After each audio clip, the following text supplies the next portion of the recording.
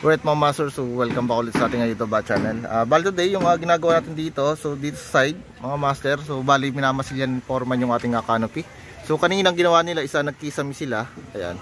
So okay na, ganito yan sa guys sa kabila. Ayan, so meron na siyang ventilation dito.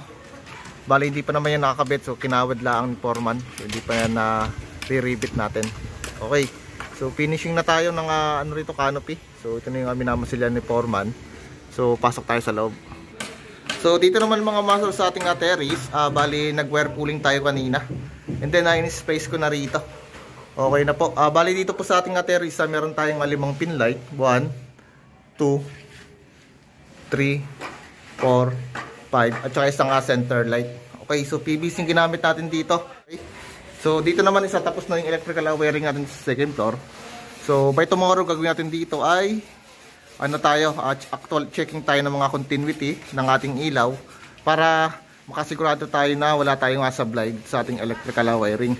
At isa pa, so dito naman sa ating panel, ayan, so nag-label na tayo kanina. So nilagyan ko na ng mga label yung ating mga circuit breaker para alam ng kliyente natin kung para saan tong ating mga circuit breaker. Okay?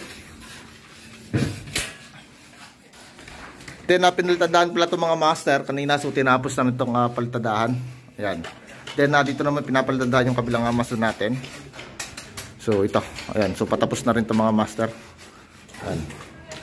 So against the light tayo. Okay. So dito na sa baba mga master, so balik ito naman yung pinalitadahan. So kahapon isa niliot yung ating ano rito, yung ating hamba.